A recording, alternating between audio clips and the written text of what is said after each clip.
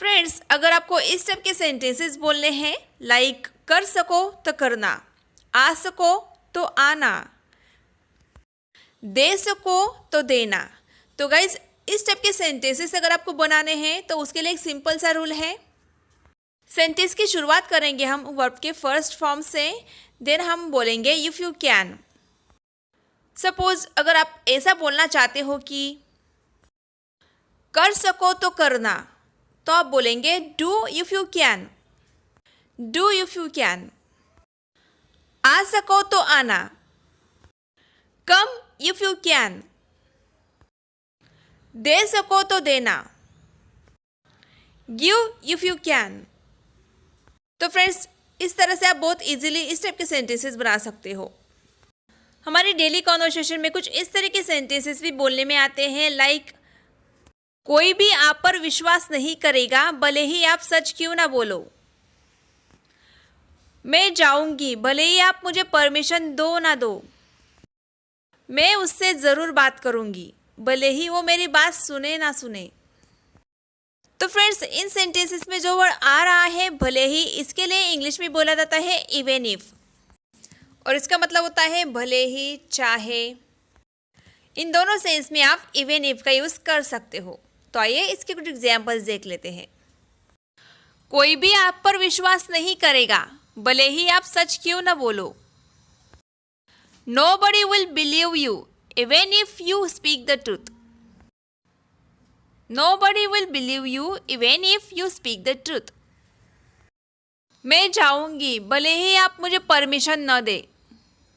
I'll go even if you don't give me permission. Let's see one more example. मैं उससे बात ज़रूर करूंगी भले ही वो मेरी बात ना सुने।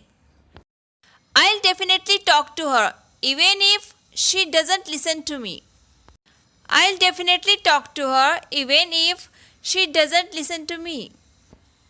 Guys, हमारा नेक्स्ट सेंटेंस स्ट्रक्चर है if this goes on plus sentence.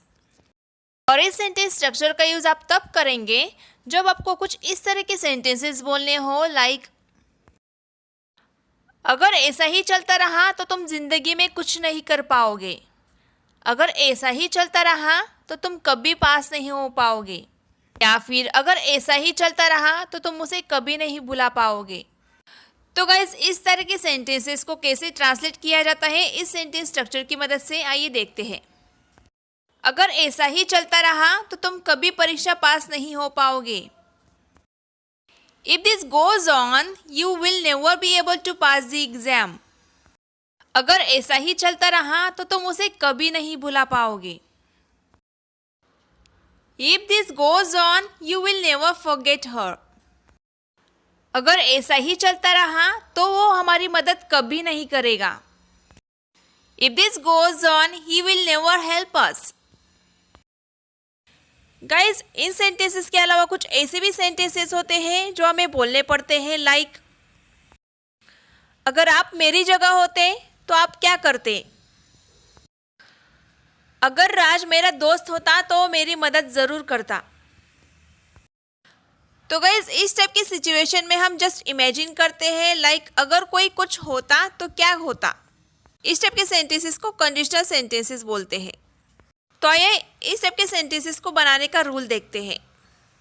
Friends, इस तरह के सेंटेंसेस की शुरुआत की जाती है इफ से, उसके बाद आई, ही, शी, यू, इनमें से कोई एक सब्जेक्ट आएगा, उसके बाद वर का यहाँ पे यूज़ होगा, उसके बाद यूज़ होगा समथिंग का, उसके बाद सेकेंड जो क्लॉज है उसमें होगा सब्जेक्ट प्लस वुड, और यहाँ पे यूज़ होगा फ्रेंड्स वर्ब के फर्स्ट फॉर्म का, देन ऑब्जेक्ट।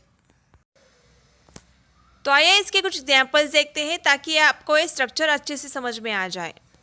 मानो अगर आपको किसी को पूछना हो कि अगर तुम मेरी जगह होते तो तुम क्या करते, पूछते ना हमेशा, तो इसे हम पूछेंगे if you were at my place what would you do.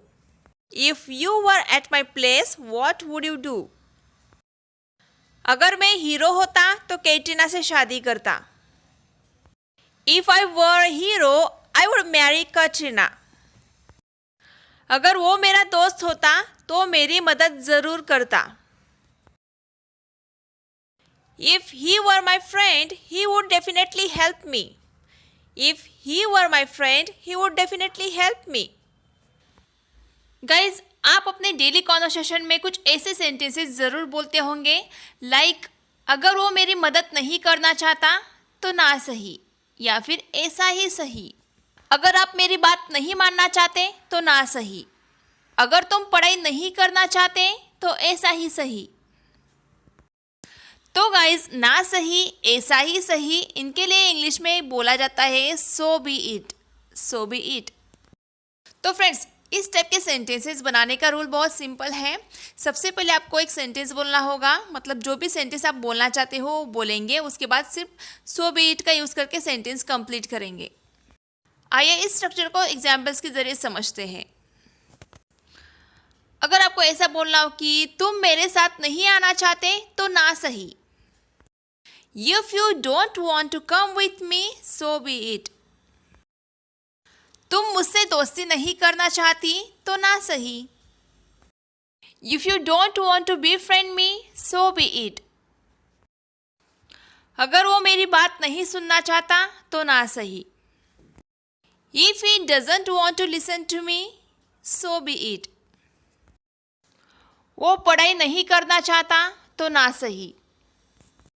If he doesn't want to study, so be it. Friends, कुछ लोग ऐसे होते हैं जो कहते कुछ है और करते कुछ है, तो उस सिचुएशन में हम ऐसा बोलते हैं ना कि उस पर विश्वास मत करो, वो कहता कुछ है और करता कुछ है। तो फ्रेंड्स, कहना कुछ और करना कुछ, इसके लिए इंग्लिश में बोला जाता है to play fast and loose. To play fast and loose का मतलब होता है कहना कुछ और करना कुछ। फ्रेंड्स, इस फ्रेज का और एक मीनिंग से यूज़ किया जाता है खिलवाड़ करना, मतलब किसी के साथ खिलवाड़ करना। तो आइए इसके कुछ एग्जांपल्स देखते हैं। सपोज अगर आपको बोलना हो कि उस पर विश्वास मत करो क्योंकि वो कहता कुछ है और करता कुछ है। Don't believe him because he plays fast and loose. Don't believe him because he plays fast and loose. उसकी भावनाओं के साथ खिलवाड़ करना बंद करो। Stop playing fast and loose with her feelings. Stop playing fast and loose with her feelings. So guys, this is all about this video. I hope आज के सारे सेंटेंस स्ट्रक्चर्स और फ्रेजेस आपके डेली कॉन्वर्सेशन को brush-up करने में ज़रूर useful होंगे। फ्रेंड्स, अगर अभी तक आपने मेरे चैनल्स को सब्सक्राइब नहीं किया है तो प्लीज़ सब्सक्राइब इट नाउ, क्योंकि मैं ऐसे नॉलेजेबल वीडियोज़ रोज़ अपलोड करती रहती हूँ। So friends, see you tomorrow. Till then, keep learning, keep watching my videos and keep practicing. Bye bye. Take care.